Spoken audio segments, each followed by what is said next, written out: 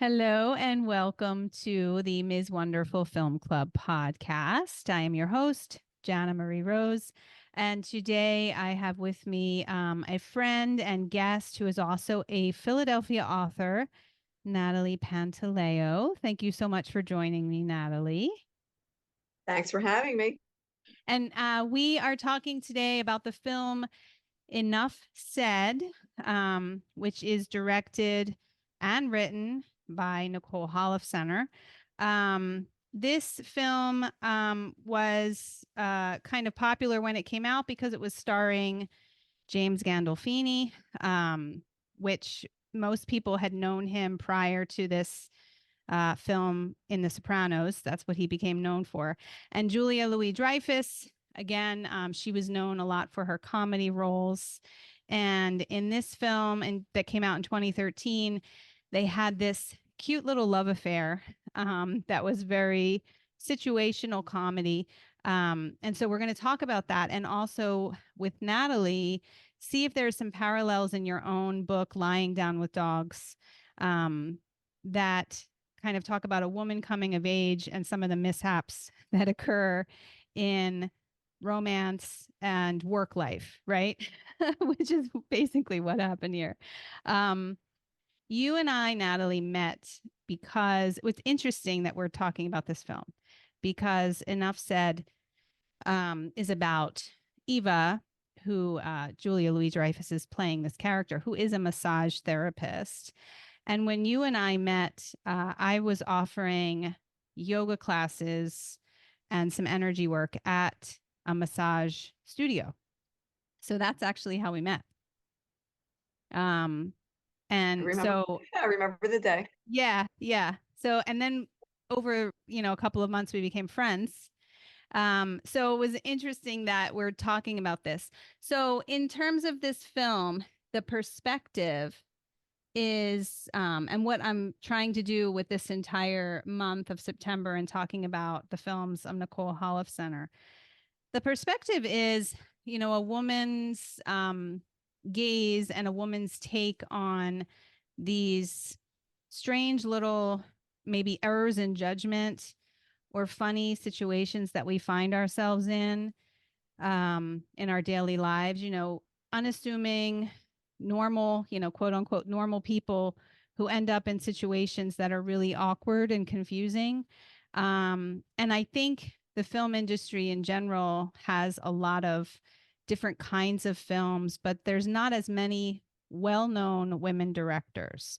So what I really like about exploring Nicole Holofcener's work is that it's a woman's voice and it's a woman's eye, and we do tend to see a lot of movies and stories about men making these crazy errors in judgment and wanting forgiveness after it. And this is a little different. Do you agree that it's a little different in that it's a woman who's doing something really goofy? Yes. Yeah, Mm-hmm. yeah. Um, so what did you think in terms of anything different or unique that was the perspective or the way of looking at these characters based on a woman director as opposed to a male director? I'd have to say vulnerability. I'd have to say that the undertone was vulnerability for all the characters involved. And I think it's interesting that James Gandolfini and Julie Louis-Dreyfus, who are really accomplished actors who could play a lot of roles and have convincingly, are really in a departure kind of role in this film, playing vulnerable characters. And the other thing about this, I think one of the reasons why the film was even more popular, it's an enjoyable film and it's really well done. And I really enjoyed the human aspects of it, how that the director brings that vulnerability to the Mhm. surface that you can really feel it viscerally. But I read that this film came out right after James Gandolfini's death. Mm-hmm. So I think there was like also really interesting a clamor for people to get more of him because it was so sudden and unexpected.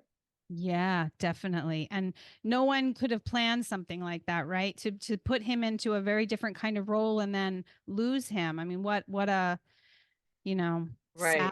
sad thing. What did you think in terms of, did you watch The Sopranos? Had you seen The Sopranos on Oh HBO? yeah, I've seen Yeah. at least twice.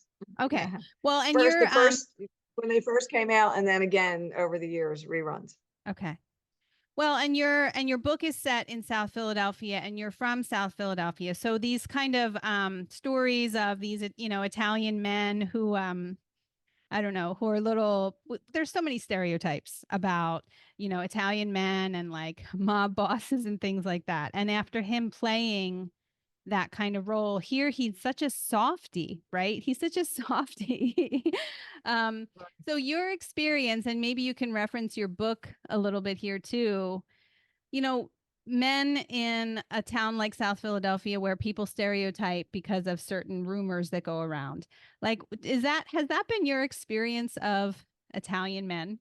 Like the way that, James Gandolfini was cast in The Sopranos as being kind of like doing bad things and then having his therapist, behind the scenes, or the way the family was looking versus this one where he's a really soft, kind-hearted person who's just living his life. Mhm. Well, stereotypes are just that, right? So I think that with The Sopranos, and it's not just me who thinks this, is critically acclaimed, is one of the most excellent examples of writing, casting, and directing that came together in a magical way to bring those mafia characters to life. So it was very to me accurate of what I may have experienced, but what a lot of people don't know, because the movies about the mob are so interesting and compelling and people watch them, is that that's probably less than 1% of the Italians in South Philadelphia, or the Italians that I knew, and they do show the juxtaposition in The Sopranos. Dr. Melfi's husband, for example, Dr. Cusimano, who are educated Italians who don't want to be affiliated with the mobsters. Maybe they grew up the street, or their neighbors, like Tony is with Dr. Cusimano, and they're neighbors, and so they're always polite and get along. And of course, the mob keeps to the mob; they don't bother their neighbors, but or used to anyway. What's left of it, but the same is true, like in life. Like there are all different types of people. So I wouldn't say that was my overall experience growing up in South Philadelphia. I came from a family that was very academic, and I was related to everybody for like a 6 mile radius, like hundreds of people. So I knew lots of, hardworking professional Italians, as much as you knew, here or there, the story of a real mobster. But I think that as far as my book and my real experience, which my book, as you know, is loosely about a bunch of very talented, intelligent, attractive women who worked at a restaurant in Philadelphia, and their dating escapades. And this movie where James Gandolfini is a completely different role character, a vulnerable guy who's been through a hurtful divorce, and so is Julie Louis-Dreyfuss.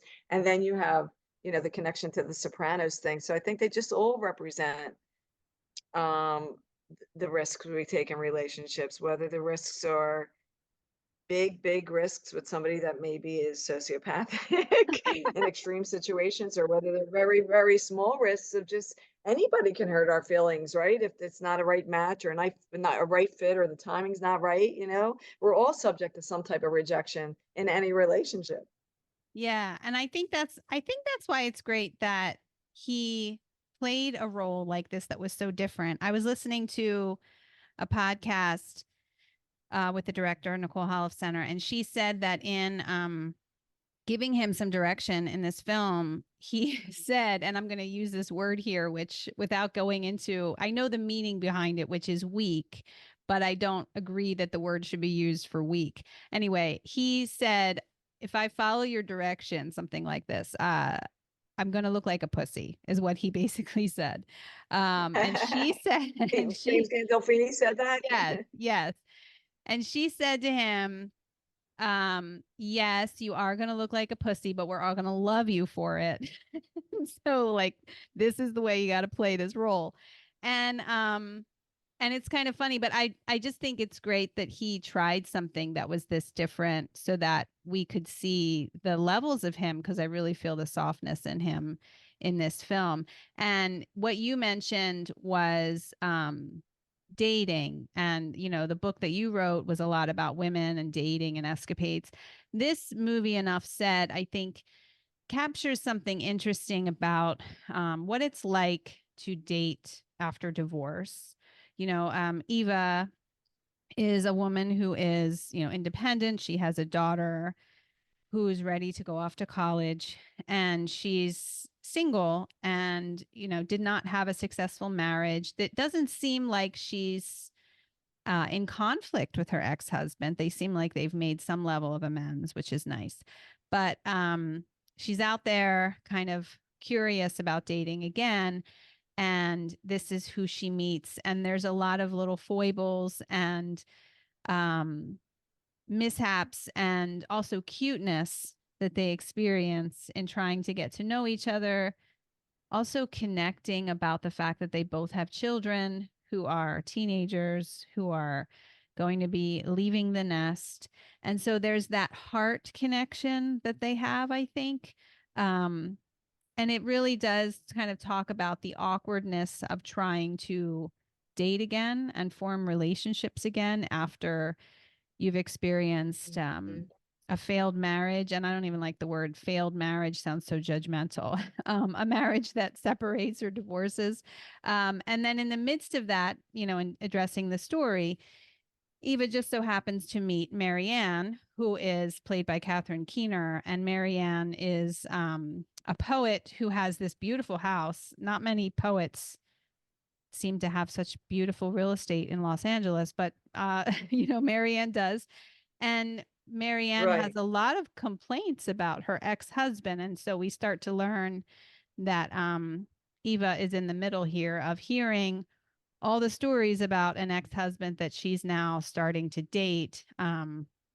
So I guess, what do you think about the way that this movie presents dating, later in life, and trying to meet somebody after kind of the woundedness and scariness of getting divorced?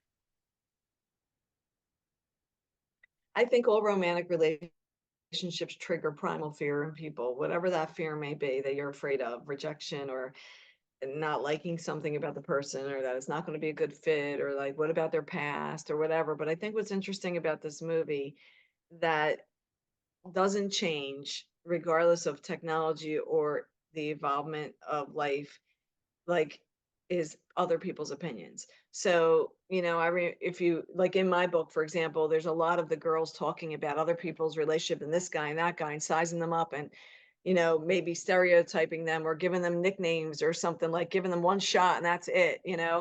Oh, you're going to go out with him, he's this one or whatever. It's so interesting. Julie Louis-Dreyfuss was so she was sort of enamored with James Gandolfini's ex-wife, right? She looks up to her. She thinks she's, this beautiful poet. She's got this beautiful home. She has exquisite taste. She's kind of enamored with her. So she wants to almost take her opinions when she figures out that the man she's dating is her ex-husband. She wants to take her opinions of him and take them to heart. And I think the same thing goes on in social media today, right? So it doesn't matter what the platform is or what environment we're working in, we're subject to the opinions of others. But at the end of the day, and what's lovely about the film is that she realizes that what one person cast aside because of imperfections that didn't work for her were imperfections that she embraced in him because she had her own, and they had their own special connection, right? It's like a John Legend song, "I love all your perfect imperfections," right? And it's also speaks to the old saying, "One man's trash is another man's treasure. Beauty's in the eye of the beholder," right? But we're influenced. We live in we couldn't live in a vacuum. We're in a world where we're influenced, and we're especially influenced by our girlfriends and people talking and judging someone, right? So, but I think the characters change after that, and it was an opportunity for her to have some kind of personal growth and own what she liked about him, even though somebody else saw him as imperfect. But Yeah. don't we make a lot of bad decisions based on that? Yeah. So what Wait. somebody else said or judged? So, I mean, and here's the thing that I can say has happened to me as I've grown up, because we're always growing up, growing. I don't listen to anybody's statements about a person anymore. I see for myself. And I think that happens with wisdom. I think you bring up a really good point. She's taken in by the beauty of Marianne's home and how everything's so well appointed and so beautiful. And she's influenced by that. And it instead, she doesn't seem to realize that if Marianne was a healed person, if Marianne was a happy person, she wouldn't be so obsessed with talking about her ex-husband, right? She would be beyond it. She would be happy and want happiness for him. Right. When I first saw this film, it came out in 2013, so that's over 10 years ago.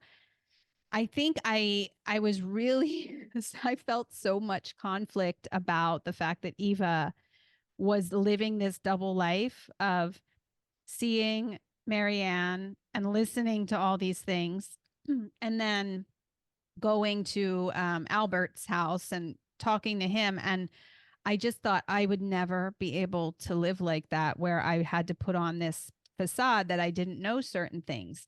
And I just felt the conflict that would, that would happen.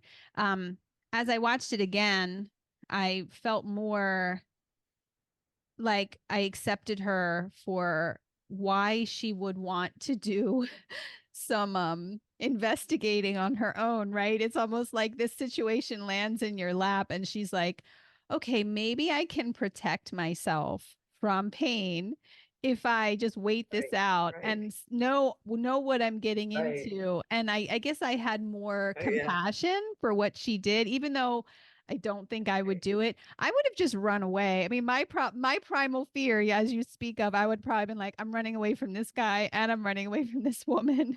And like, I hope I Right, never right. see them at the It grocery reminds store. me it Yeah. reminds me of another saying. I was raised on a saying and a song, so I got a saying for an adage for everything. But the other thing is curiosity killed the cat, but satisfaction brought it back.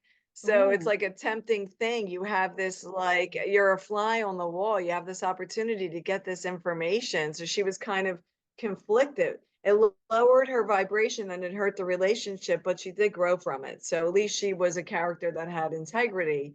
She knew it was wrong, but she got caught up in it and didn't know how to get out of it. And then, the more she was there, she kept thinking like, oh, what else can I learn about him? What else can I learn about him? Yeah. So now I have a question for you.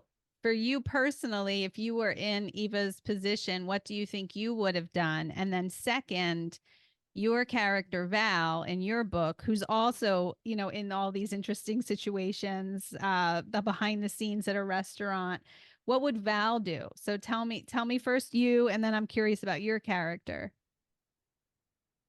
Well, I'd have to speak for me now. For me now, like you, I've grown to limit the noise coming in from outside opinions and stuff. So I would have stopped it, or my vibe now would have been that I'd have to be transparent who I am today. But Val, maybe during her own conflicts, she was a much younger woman. She might have played it out a little bit like Julie Louis-Dreyfuss to try and see if she was getting information. But what I realize now is that we have these I read so many books about this too. We have these roadblocks we put up, and they all originate with some kind of fear somewhere. But the roadblocks are like, whether it's like, oh, I really hated those shoes that he wore. I can't go out with a guy that wears those kind of shoes. Or whether it's like, oh, she says this about him, right? And we put these roadblocks up before we even give it a chance. And when I look back at my life, my greatest loves were people that upon first meeting them, I didn't think they were the right person for me, but I gave it a chance. And they ended up being amazing relationships, only a few, but of the Yeah. many. But I think so. I think Val would have maybe done a little bit more eavesdropping to see what she can learn, because she wasn't operating at a higher place.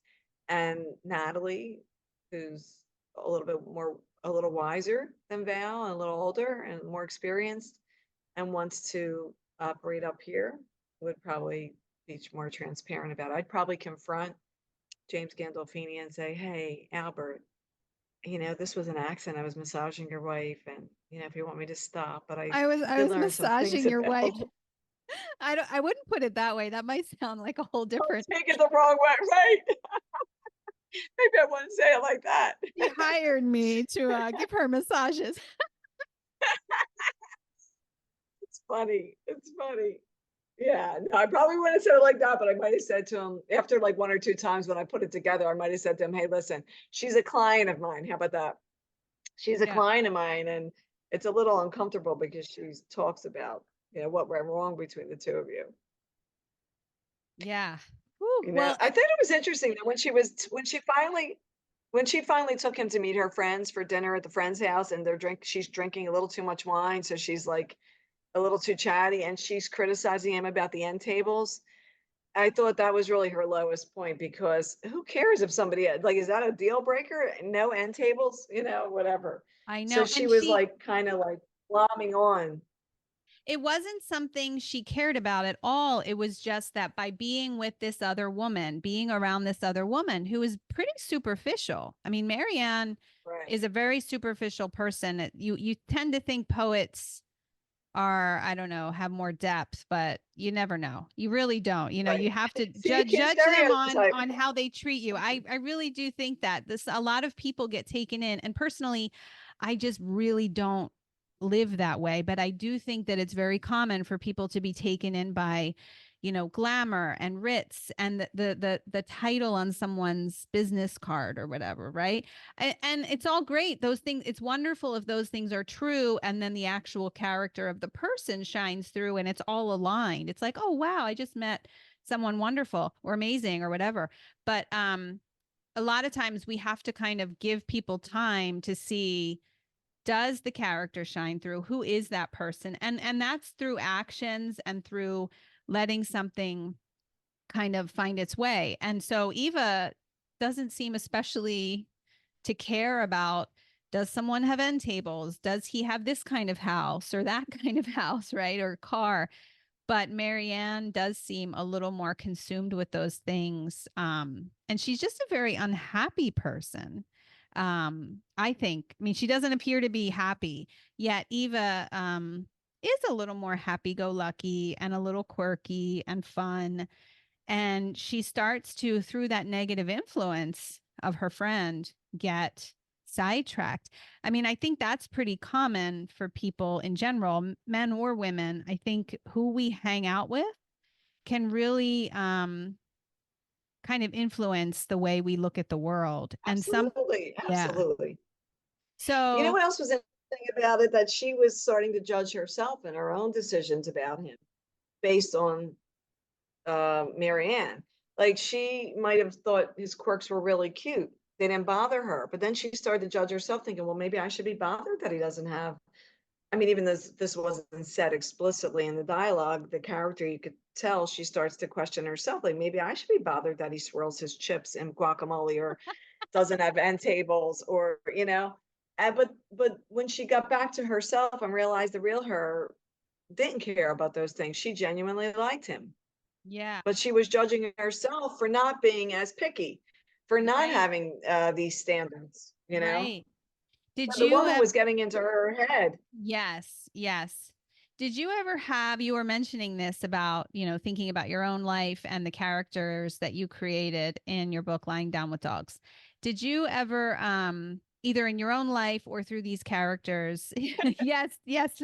Um, did you ever Soft have plug. certain strange kind of rules when it came to dating about a man I date has to be like this or that? I mean, I know there's a lot of popularity in certain TV shows like Real Housewives of, or a lot of those kinds of shows. So I know that it's possible that in our popular culture there are themes about what women want in a man. I don't really expose myself to a lot of that. And I'm not saying that judgmentally. I don't have cable television. I don't watch a lot of that stuff. But I do think that a lot of times women will develop, certain personal preferences. And what you were saying is you were always willing to look past them to the heart of a person. But did you ever have, or did any of your characters that you've created ever have like weird little quirks about, I can't date a man who is for instance, vegan, right? Like I can't date a man who's vegan, or, I used to have a thing with shoes. I really had to like his shoes. I just thought, if I don't, I still have this a little bit, but I have broken my rule just to give someone a chance. But I would look at shoes and I would just think, if you're going to wear those shoes, I don't know that I can date you, because why would you choose those shoes? Right. Or I had a thing about barefoot with loafers. It was one thing, loafers were bad enough, but if you were going to be barefoot in a loafer, then your loafer was also going to stink.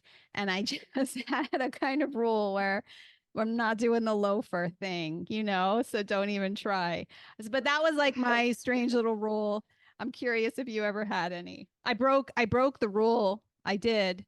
For better or worse, nothing came of it, but I did give it a chance. I saw this guy I dated. I was like, oh my gosh, she's wearing shoes. He doesn't have socks on, and those are loafers. But he just he pulled it off somehow. But go ahead, tell me if you had any. One of my hard rules, my consistently hard pass is smoker. I can't be with a smoker. I can't be with a cigarette smoker. But it's funny. Until a certain point in my life, every serious relationship that ended for me, whether it was a boyfriend or a husband or whatever, I took the thing that I really couldn't tolerate the most and said, my next relationship is going to be the opposite of that. And that came to pass. It was like a self-fulfilling prophecy or manifestation. And then about maybe 8 years ago or so, probably because I got started to be more introspective and had a meditation practice and stuff, and just raising my awareness about different things, I stopped doing that. Because what I found is you get what you ask for, right? So if you're so focused on the one thing, I mean, other than like loafers or cigarette smoking, right? Like if you're so focused, I mean, look, we are entitled to a preference. There's stuff we just don't like as human beings. That's okay. But if you say, oh, the next guy I go out with is going to have to make this much money, or, because money was a problem in the last relationship, or the next guy I go out with, I need somebody funny. I can't take somebody who's not funny. Whatever it is, you'll find it, you'll get it, but you might not get everything else. You know what I mean? But I do think there's a balance, like anything else. Like if you just don't like stinky bare feet or cigarette smoke smell, that's okay. We're allowed, right? We're allowed to have something we don't like, or somebody has a bad habit that we just can't tolerate, like, some kind of really bad habit that's picky or stinky or Yeah. something else off-putting. Yeah. I do think men, over the years, because I've been divorced probably, I guess, about 10 years or so now, or separated at least. And so in meeting men, whether it's dating or work relationships or just getting to know people in a community, I do think that there's something interesting about the way men view women who have certain preferences. I mean, I think a lot of times men respect, like, oh, she likes this or she doesn't like this, they kind of respect that preference. But I do think too, just like in this movie, women can be pretty mean. I think there's like these ideas sometimes that I love women and I also love men, but there's a difference in, that kind of love. Sisterhood matters a lot to me in like helping women and recognizing societally women haven't always had the same or equal treatment, as humans. But I also recognize that men are perhaps wired a little differently.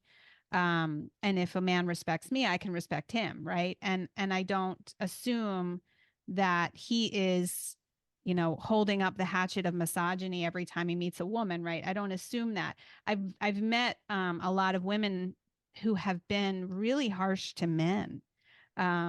This is a situation in this movie where she's doing something really questionable in kind of wiggling it up, but I've known that there are women who have their own hurts, and a man can be very open-hearted and really trying to do something kind and open up and be vulnerable, and the woman kind of cuts that down, and I don't know that other women have often recognized that. as much. And I think this movie sort of shows that a little bit more. You know, we can be women and want equality and good treatment for other women, but we can also notice when there are women who are vicious, you know, and I think Marianne is a little bit vicious in this. Eva starts to be influenced by that a little bit. And here you have a man he's just a kind guy. He's a guy, you know, he has his flaws. He's making her dinner. That was an awkward scene where he makes her the pasta that she already heard was the only pasta he makes, right? But you know, he's buying her little gifts. He's really trying to be chivalrous and kind. He's patient with her, you know. He's not like this angry guy. He's not at all, which is what attracts her to him, is that heart and that softness. But I do think there are women sometimes, and tell me if there's, you know, if you can reference this in your book, because I'm pretty sure you can, women who can be kind of vicious or mean sometimes without realizing, like, hey, he's a person too. You know, he's somebody. You don't have to treat him like that. Tell me your experience with that. Yeah, right. I think in the case of Marianne, what it reminds me of is like when you're unhappy with someone, right? And you're picking on the things that really drove you crazy. Why can't we all just say, he just wasn't for me? He's not a bad person. It took me a long time to get to that place in my life where you realize that something doesn't make somebody bad. It maybe just there's no chemistry. Maybe he's just not for me, or maybe whatever his habit is just something I had a low tolerance for, but that doesn't make him a bad guy, you know? So, or a bad person in general. And the same could be said of women. Like, you know, I've dated guys where they want to tell me all about how horrible their ex was. So it goes both ways. Yeah, I've it's been like on dates where guys step are back. like recently, right? Recently too, I had someone who just kept trashing the ex, trashing the ex. And where does that come from? The pain, right? The pain, you know, like for some, you know, whatever rejection or whatever, to have to make the world know it wasn't me, it was her, it wasn't him, it was me. You know, I mean, it wasn't me, it was him. So I feel like we're doing that out of our own insecurity when we do that. When humans do that, I feel like they're doing that out of their own insecurity. Because if Marianne was more secure and, like you said, and a happier, healthier minded person, she wouldn't have felt the need to rip him apart for the way he ate a chip. That's not a deal breaker in a marriage, right? Maybe she could have just said, he had a lot of habits that got on my nerves that I didn't care for. I just don't think we were a good match, and we didn't parent the same way. You know, I mean, but I think humans do sometimes get caught up because they're trying to say, it wasn't me, it wasn't my fault, it was the other person's fault. But it takes two to tango, you know, Yeah. there's two people in every relationship, and maybe it's just okay if that person and you don't have chemistry. I heard this really interesting thing. You may have seen it. There's a woman, I believe her name is Ellen Fisher or Helen Fisher. She's a sociologist who studies love. She's like a world-renowned writer on the subject and coupling and attraction, and I saw a TED talk with her. I believe she was one of the people that helped develop the algorithms and the app for eHarmony, for the Okay. site eHarmony for Yeah. dating. Mhm. Anyway, there's a TED talk, and she talks about how we all have this internal chemical selection that she said even animals do it. There could be a herd of elephants that all look the same, but there'll be two that are attracted to each other because they have a chemical or pheromone, whatever it is. And so a guy could walk into a room of, I mean, I'm a little blonder now, but I was going to say 20 Italian brunettes from South Philadelphia, give or take my age group, and you know, my height, my build, or whatever, my ethnicity, and he can be attracted to one, maybe two in the group because we have like and I just thought that was so fascinating when she said that, that even animals have a selection. Um, so sometimes it's just that you don't have chemistry with the person, and that's okay. You don't have to rip them to pieces because of it. And when you do that, and that's what I think about maturity. So young people do that because they're still, their ego's still involved a lot, and they're trying, and old people do it too. Obviously, my a recent dating experience. But when you're so steeped in the ego that it couldn't possibly be my fault, we have to criticize the other person Yeah. And to make a case. I think a lot of us overthink and we don't want to admit the hurt, and so we deny that sometimes it's just an issue of chemistry. You know, it was interesting that you say that, because I think it really matters and we don't always give that the kind of credit we should. And I wanted to ask, Right. when after I tell you this little bit, I want to come back and ask you about whether you saw chemistry in these two people in the movie. But Pretty in Pink is a really fun, I think it's such a fun movie. I watch it every couple of years again. I even showed it to students, and it was a really fun litmus test because Molly Ringwald is I forget the Caroline. I think it's Caroline, yeah, because the Psychedelic Furs song is like named Pretty in Pink, and he says Caroline in it. Anyway, she has to choose between these two guys, right? There's the guy who loves her, he adores her, Ducky, and then Blaine, who she's attracted to, who has more money.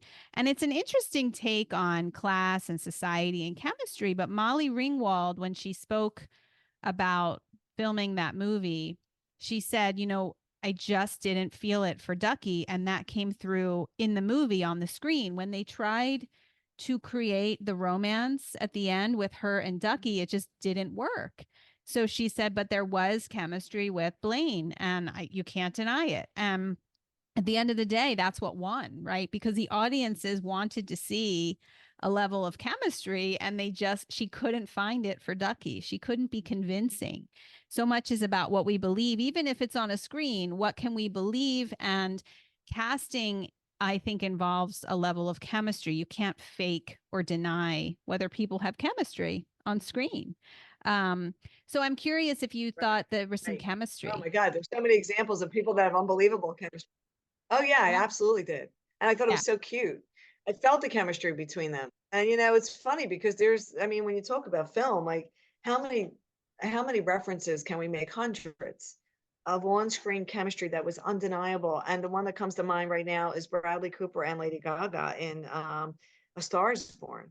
I mean, like the chemistry between some characters that can make or break a film, And when Absolutely. you don't feel that, you walk away.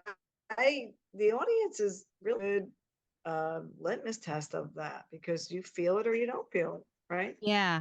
Yeah. And I think that's one of the areas. I think the reason I love watching films lately and kind of looking into this industry, theater and film, is that it allows feelings and emotions. I think in a lot of parts of our life, we're supposed to sort of hide our feelings and our emotions. And I think I lived in a way for a long time that was about putting on a face, of a certain kind of face that was the professional, this or that. And here the feelings don't lie, and it's the more you feel in watching a film or a theater production, the more you feel, the better you know it is, right? So it's really about recognizing the feelings. There is And one to that point, the director did it. I'm sorry, I didn't mean to overtalk. yeah. To that point, the director did a fantastic job because you do really relate to the characters emotionally. What do you think of the foil? There's a foil to this relationship, which is Toni Collette, who I love. She plays Sarah. She's a therapist. And then Ben Falcone plays Will, her husband. What did you think of that relationship? They're like married. It doesn't seem like it's going to end. They're just kind of living that typical married life. Upper crust, they have the money, they have the kids, they have the maid. Uh, what did you think of their interactions? I thought that it was a good way to inject irony into the movie because here she is a therapist. You would think that, they would have a healthier relationship, but the reality is, do you think they were happy? Not at all. I don't think they were happy at all. I think they just signed on, went through the motions, and we're going to leave it at that for the moment, at least during the length of the movie. Yeah, Maybe afterwards they divorced because they had nothing in common. They didn't agree on anything. They didn't go about anything the same way. there's a lot in her It's movies. amazing that they were together. Yeah, but there's a lot of characters like that in Nicole Holofcener movies, and I really enjoy that dynamic. She shows these men who are just very cut and dry. They say what they think. And the women who turn to their other women friends with these eyes, and they look at them like, and you can, everything's in the eyes, right? And they'll look, can you believe he just said that? You know, but it's like their women friends are their haven, and they're with this guy, and he says things and they don't really get along, but they're going to stay married.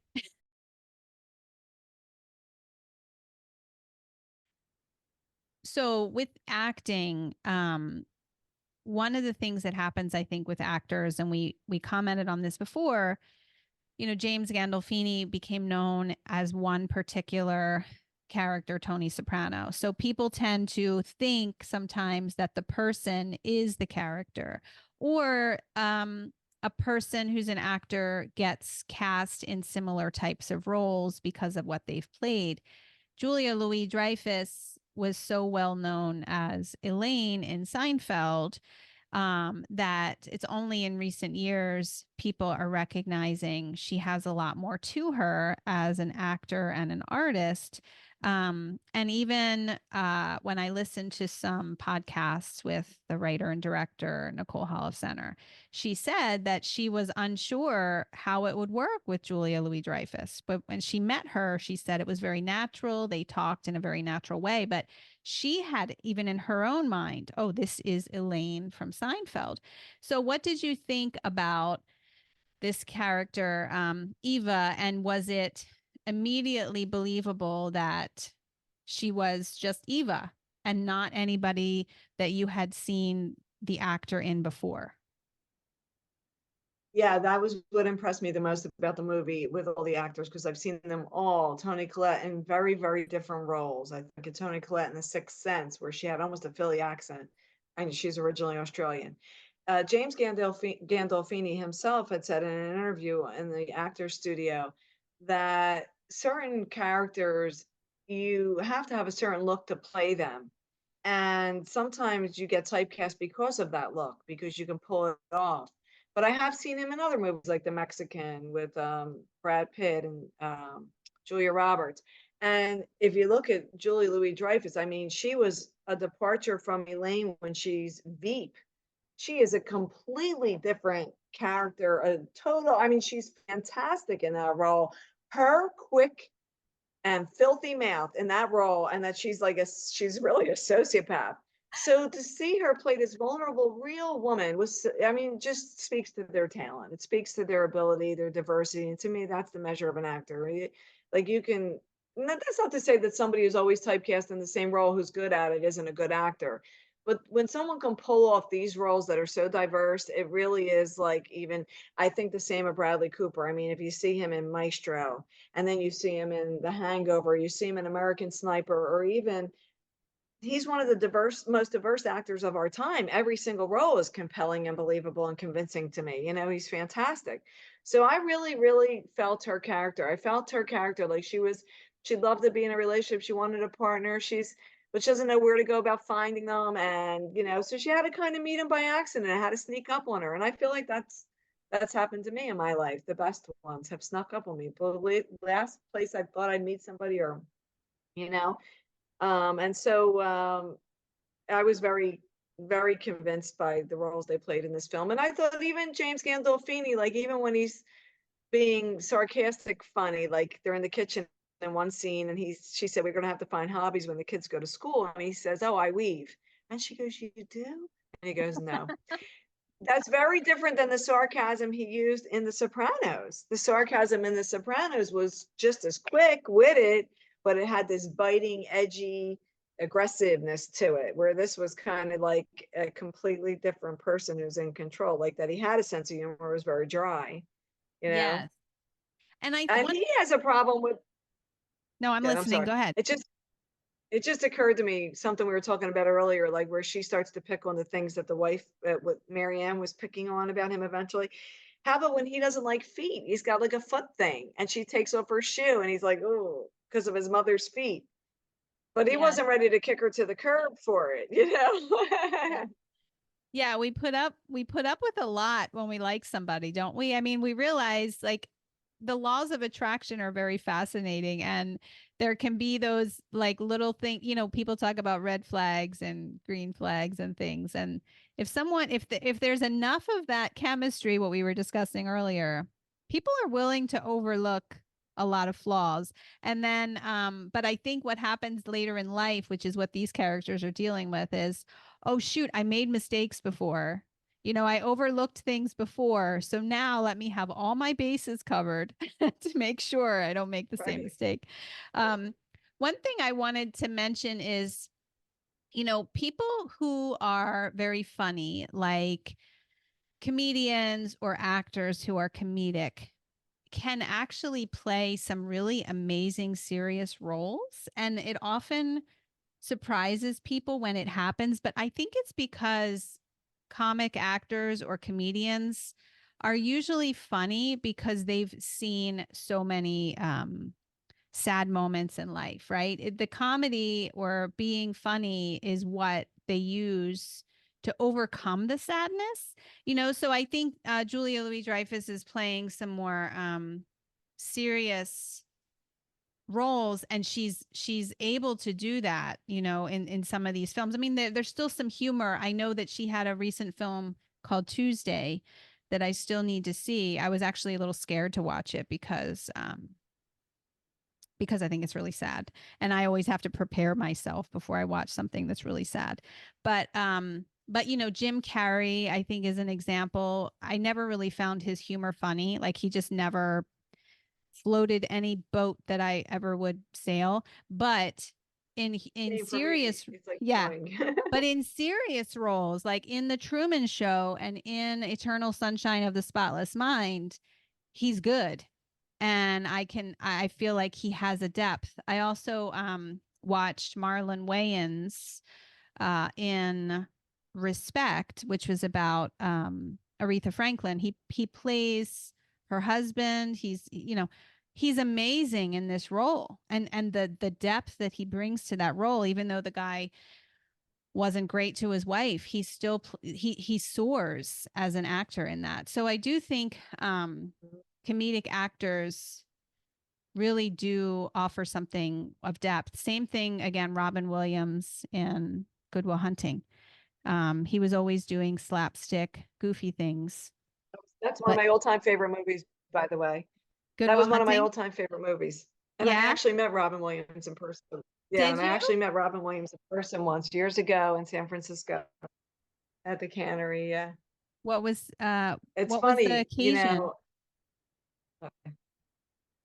The it occasion? was a very small comedy club, and he was known. I was in California for vacation. This is in my 20s. And I was in San Fran, and I went to, is it called the Cannery? The famous comedy club there. It's a very intimate setting. There's only like 100 people in there. And two of the guys, the headliners, had been in Mrs. Doubtfire. And Robin Williams just unannounced popped by, and then they gave him the mic and he got on stage. It was like very impromptu. And I ended up having a conversation with him. And the thing that struck me about him was his arms were super hairy, right? He was super hairy arms. And this is crazy, right? Um, anyway, while I was talking to him, I was just having a conversation with him about different movies and stuff. His arm swept my arm and it was soaking wet. He, even at his level of his career, with all the accomplishments he had, he was still nervous and he sweat so much on stage. And it stuck with me, right? But I forgot about it. It was a latent memory. And the night that he died, I was watching the news and I remember feeling so sad about his death, And I'm watching all the coverage of him. And I forgot for a minute that I actually met him in person. And there was a scene on the news, on the television, and for whatever reason, his forearm was exposed in this scene, and it brought me back. I'm like, oh my God, I actually touched his arm, and it Right. was sweaty. And I remembered it being sweaty. Isn't that crazy? I'm Yeah. sorry, we're getting off topic. But anyway, well, Good Will Yeah. Hunting was one of my favorite films. And to your point about like the Tears of a Clown, did you ever see Punchline from the 80s with Tom Hanks and Sally Fields? It's about that very thing you're talking about these comedians that have a sad life. I think I saw it They so many turned their years sadness ago. around to make people laugh, Yeah, I would love to watch that right? It's again. old, the Yeah, 80s. I would Yeah, love to watch that again. I haven't. I Punchline. haven't. Um, but yeah, I think that that's what really stuck out for me is the way that a good story, a good actor doesn't need to be typecast, doesn't need to be put in any sort of narrow box. But I do agree with what you said earlier, which is certain people have a certain look. And I think what's interesting about that industry, there are certain things you can't deny. The way that you look, the energy that you bring, the kind of special something that you have, and people who are making films, and this is such a collaborative process, they have to be able to see what you can do and see what you would be right for. I think what's interesting about the way this film functions is that it's a kind of about looking beyond appearances. So Nicole Holofcener is able to help us look a little bit beyond appearances and that's what the character Eva has to do, right? In meeting Albert, he's not the traditional kind of guy that she would go for. He's overweight, he's not, but she wants to give him a chance. She looks beyond the appearances. And then, he does forgive her. Do you think you would forgive someone and let them back in if they had kind of held up this strange situation for a while and they were, it's deceitful. It wasn't intentionally deceitful to be mean, but it was deceitful to not reveal that information. So do you think you would be able to trust someone again after something like this, which is what he essentially has to sit with? Can I trust her again? I think it depends on the person and the circumstances, because if there's somebody that has a serial like dysfunction or shadow that they really haven't dealt with and keeps creeping up, that's different. But I think intuitively he knew that she wasn't a bad person. And then she does actually apologize to him for what she did and said, you know what, it was wrong, and I'm the idiot. I'm the one who really cared about you, and I miss you. And then I think if the feelings are genuine, yes, I could forgive. Yeah. Yeah. One last piece about the movie that we forgot, I want to say real quick is Eva is also seems to have this transgression with her daughter's friend, right? So she has this daughter who I think the character's name is Ellen, who is played by Tracy Faraway. But Ellen has a friend named Chloe who keeps coming over. This is played by Tabby Gevinson, and she keeps coming over and she loves Eva and she feels really comfortable talking to Eva. And this is another area where Eva pisses somebody off, pisses a couple people off because she doesn't think there's a problem in just connecting in a friend way with her daughter's friend. But the mom is upset. Her daughter, Ellen, is upset. They're just like, what are you doing? You can't steal my mom or whatever. I mean, what do you think of that kind of? I think she's trying to learn about relationships and boundaries, essentially, right? Is Eva, I think, is on a journey of boundaries. What's okay to do? I don't know. Is there anything wrong with becoming very close friends with your daughter's friend if she keeps showing up and she wants guidance? That's so interesting, because there were parts of that that reminded me of my own relationship with my daughter at certain times in her life. Not now, but maybe back in middle school or something, that resonated with me during that. And I didn't see, perhaps because of my own experience, I didn't see Eva as crossing a boundary. I saw her as just trying to show up in the present and be there as another adult figure when the girl was reaching out to her. And her own daughter was actually trying to distance herself from her mom. And we later find out in the movie that she was doing that on purpose because she's afraid she was going to miss her so much when she went away to school. And so the mom has a void, and the other little girls fill in the void, the friend for Eva. And Eva's sort of, I didn't think Eva overstepped. I think she was just being very present. And when the girl would ask her a question, she would offer an answer. Now, the other girl's mom being jealous of that is a whole different story. Yeah. But I don't think that Eva crossed boundaries in doing that. She wasn't pursuing it. It was coming to her and she was accepting it. Yeah. Like even when the little girl said, like, I don't know what to do or where I'm gonna stay, she does offer, Yeah. you could stay in my daughter's bedroom when she goes to college, but she was responding to the kid, not trying to, I don't think she was pursuing the kid, the Right. little the friend, you know what I mean? Right. Right. Yeah. I agree with you, but I also see other people have different expectations or ideas. The mom, so Chloe's mom is played by Amy Landecker, who plays Debbie, and that was a funny scene. Debbie calls as a I guess it's supposed to be an insult. She says to Eva Dyke, she calls her, right, when Yeah, she's mad. right, I don't and Eva's just like, right, what is happening here? A lot of people, I guess, right. a lot of emotions, right? Adolescence, and who they like and who they choose and who they want to talk about their, boyfriends with. I guess that can create in parents a lot of emotions. So the mom is Yeah, kind of right, acting a little bit like an adolescent there. So that was right, a kind of a funny scene because it's just like, what is that supposed to even mean here? Like, what is, right, but it was real to life about how people can behave. Okay. right. So we always end the podcast with a script reading. So do you have a few extra minutes to read this script? Yeah, where is it? Did you send it to Okay. me? Oh gosh, did I forget to attach it? That's typical of me. I'm going to Yeah, it wasn't in the email. You Yeah. mentioned it, but I didn't. Yeah. I'm going to attach it. I think I forgot to attach it for you. I'm sorry. So I always do something that is a little spoof on the actual thing that we just Okay. read or watched, or sorry, that we just watched. So this movie is called Enough Said, and the little script that I'm attaching for you to read is I Have More to Say. It's the name of Okay. it. So Write it I'm down.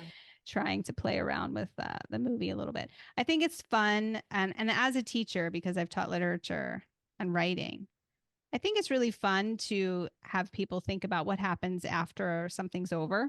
Like a movie's over, a book's over, and get your creative juices going with what would happen later, what happens later.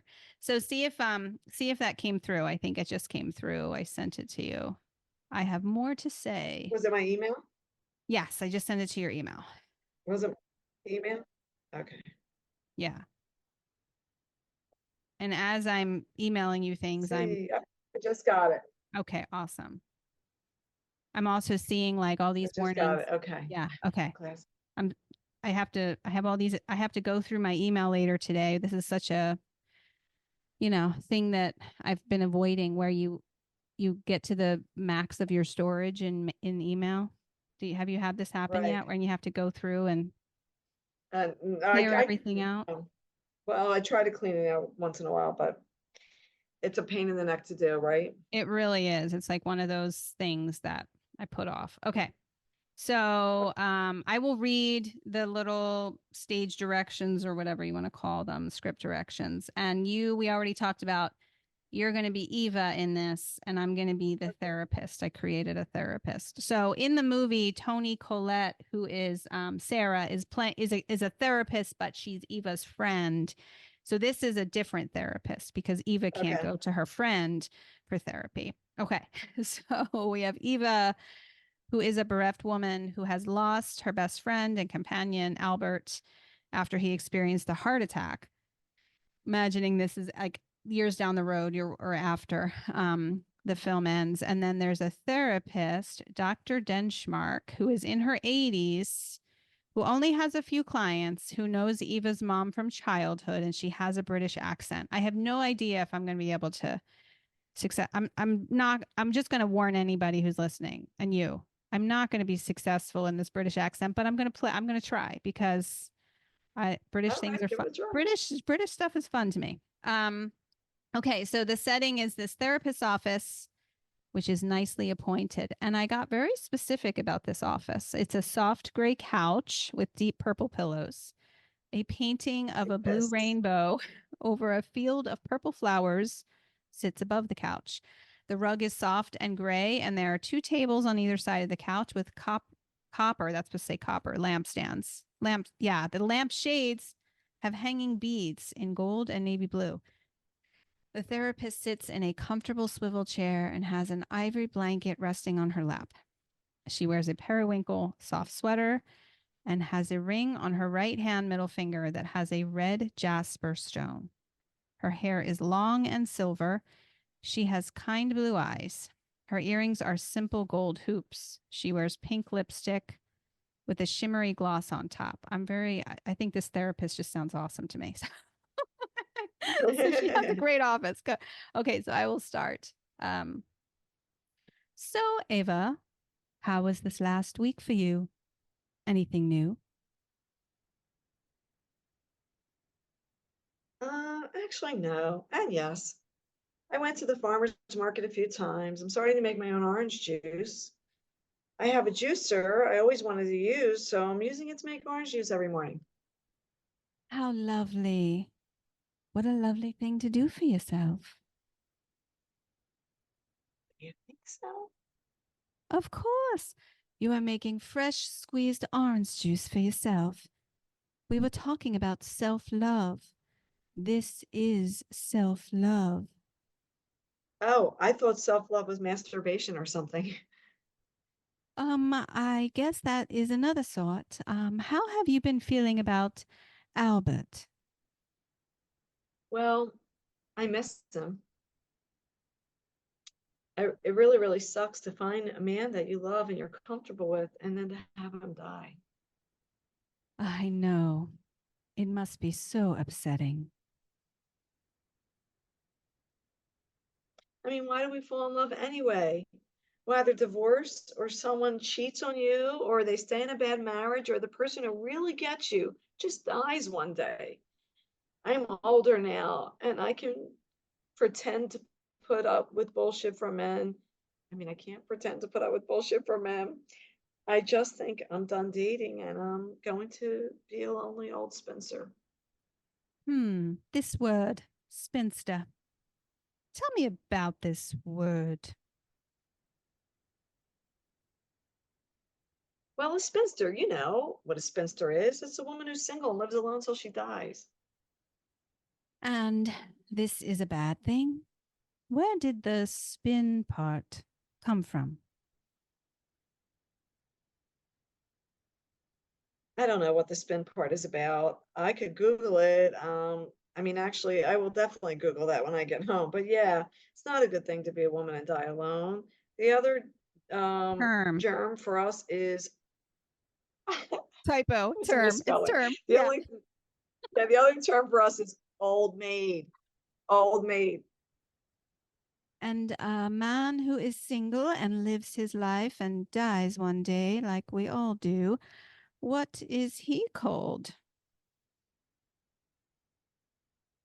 I don't know, a bachelor, an old man. So it isn't a bad thing for him necessarily. What are you getting at, Dr. Denchmark? I guess, Eva, I am just pointing out that we are all human and fragile, and there are no guarantees for any of us. We do the best we can, and we live by the grace of God. There is nothing to say you cannot love again. There is nothing to say you cannot lose again. But you can always love yourself and find what makes you happy and not think that any man or woman will give that to you, whether you are single or otherwise. Thanks for the speech. You're welcome. Should I go on a dating app? Do you think I should go on a dating app? Is that what you're saying? I really can't answer that.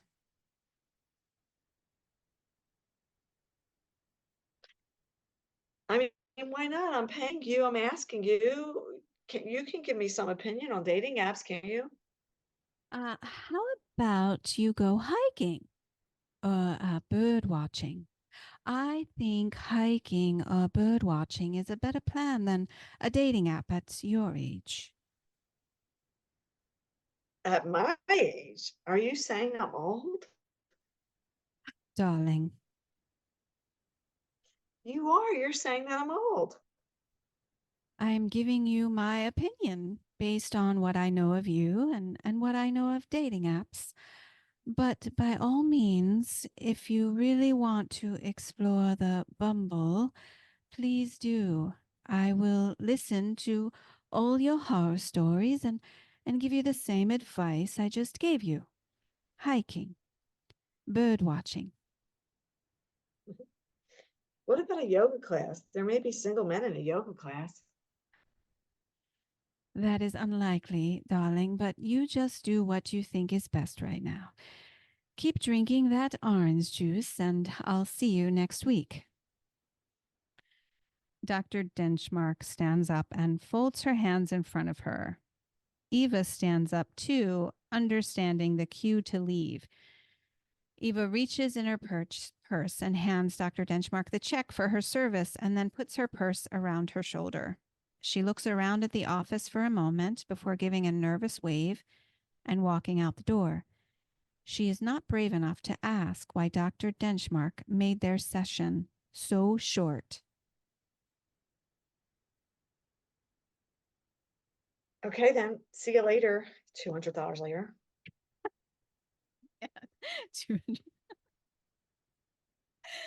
That was cute. Thank you. Yeah, it was fun. It was fun. I liked I actually was able to get choked up during the death part. I can cry on the dime. That was real emotion when I said that. I never read your script before this moment, but when I read about that someone died, I was able to conjure real emotion. Wow. Yeah, I guess as we get older. Maybe there's a little actor. Maybe there's a little actor in me somewhere. Yeah, I think you need to join like definitely an improv class. You would be awesome in an improv class. You got to do that. It's like Someday, it's so fun. Yeah, yeah. Or we can just Zoom and read scripts. Right? We can just have a two-person. Yeah, I think it would be fun. I've taken some classes in my life, some acting classes. They were all fun. Yeah, yeah.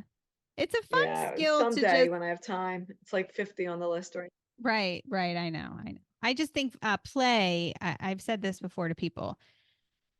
Not enough people play. They get older, and I don't know. A lot of people look for distractions in like other things, sometimes addictive things, but playing is the inner child, right? It's what brings you back to yourself. And anytime you can find ways to play, my issue, like Eva or like a Nicole Holofcener movie, because after I started doing, some of these discussions, I was like, oh my God, I could see myself in one of these films because I'm so kooky and weird at times, right? Like I can be really normal in certain situations, and then other times I'll do something strange and I'll be like, oh my God, I'm like a character in this movie. I play or try to play with people who it's like on the playground where they're like, that's not how I play. And I'm like, oh, I thought we could just joke around about this. And it's like, no, that's not how it works here. Right. So you gotta find it that play well with others. Specific certain others. So anyway, well, thank you for a great metaphor. It is, yeah, it is the I playground. could totally see a kid who was like very like who needs everything color coordinated, like all the yellows and this reds and this, trying to control the play. And then I could see another free spirit coming along, and then the free spirit gets their feelings hurt because the other one's so controlling and saying, oh no, you got to play by these rules. Yeah, it's almost like we're always on a perpetual playground. Like we always, in some way, we're always those middle school kids on a playground. We just have to figure out the right spot for us on the blacktop or something. I don't know. But I want to thank you for chatting about the movie. I also didn't get a Ms. from you. I wanted to try to get what would you call yourself if you had to give yourself an adjective? Ms. What? Because I've been playing around with this Ms. Wonderful thing, and it's just fun and weird. But my other friend calls herself Ms. Cool. I'm curious if you had to give yourself an adjective, you would be Ms. My knee jerk sucks. It would be Ms. Responsible. What I really feel like I am is but I feel like I have way too much responsibility. What I really want to be is Ms. Mermaid, my alter ego. What if we combine them and you have a hyphen, or you're just Ms. Responsible Mermaid? Ms. Responsible Mermaid. So that would be perfect for a Virgo. We would go swim around the sea and make sure that everybody is eco-friendly and there's no plastic bags they're going to wrap around my friend the dolphin's needle nose snout or whatever. And, I don't want the birds to explode on a floating Alka-Seltzer. So I love this Ms. Ms. Responsible Responsible Mermaid. Mermaid. That's me. That combines me right there. It's perfect. I love it. I love hanging out with Ms. Responsible Mermaid. I find her to be very charming and generous person It does and have two kind. sides. Have you seen the painting? What painting? Going around the sea, searching for really hot sailors, for like a little afternoon delight, but then going back and making sure there are no plastic bags floating around, taking on all the responsibility of the ocean. You know that you remember in my house when you came into my house in the entryway was this painting I bought. It's here, but it's not hung With yet. the But umbrella? it's a businesswoman. Yes, and then her alter ego is the mermaid. If you flipped it upside down, it could go either way. It's I like the didn't. shadow becomes the mermaid. I love And that's this. why I bought that painting. I bought that painting. The man that painted that, oh God, his name escapes me at the moment. I want to say Richard Jennings, but that might not be it. He won an Emmy for painting the cover of the album Against the Wind. Oh, I have the book right here. Anyway, he painted that. I met him. I met him at the gallery, and I bought that painting in Oh, Key West a couple of years ago. And the I bought that painting because the mermaid's my alter ego. I'm I love always, it though. doing what I got to do This is responsibility-wise. she's your next book, by the way. Ms. Responsible Mermaid and her adventures, because I really want to know about these Right. adventures she goes on day and night, what she does during the day and what she does in the night.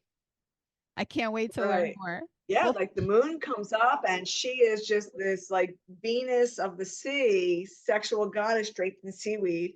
And then the sun comes up and she's cleaning up the seaweed and making sure that the boats are all not getting too close to like each other. And yeah, I can see you. Okay, yeah, I see you. You've captured it.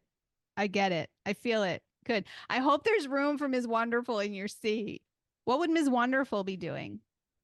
I feel like yeah, she'd definitely. she'd be reading a book, or like I think she'd have the microphone and she'd be telling everybody what to do. Ms. Responsible Mermaid is working really hard for you all day and night. You all need to help her clean up the ocean. Do not, that's where I'd be. Do not buy straws. You are not going to drink out of straws or plastic, right? And then I would be writing the promotional Right. materials. All right, we got our next book. Okay. So thank you Right. again. Somebody throws something overboard, they litter, and Ms. Responsible Mermaid comes up out of the water, bare chested, and she goes, "Hey, what do you think you're doing? There's a floating sea of trash in the Indian Ocean. What are you doing? You throw it like Yeah. Yeah. Yeah. Yeah. Oh my gosh, you're funny. All right. Thank you, Natalie Pantaleo, author of Lying Down with Dogs, which anybody can purchase. Now, if they go to your website, is your website the best place to purchase it? Is that what you would recommend, or is there a better well, spot? there's at least 4 links on my website, which is easy, lyingdownwithdogs.com. You could click to Amazon, Thrifty, Barnes and Noble. It was distributed to 40,000 book retailers worldwide. So you can just Google it. I think Target has it too. Yeah. And a super fun book about a woman's adventures at a restaurant and her romantic interludes, as well as just the behind the scenes at this restaurant and all the interesting gossip and information that you learn. So it's really fun for anybody. And thank you for joining the Ms. Wonderful Film Club podcast. If you listening would like to follow along, you can do mswonderful.substack.com as a link, or you can find my website and some more about me on janamarierose.com. Jana is spelled Jana, and I've been telling everybody that since I was 5 years old. Thank you so much for joining, and have a wonderful day. Thanks for the really fun chat. Thank you. All right, you too. Talk soon. Okay.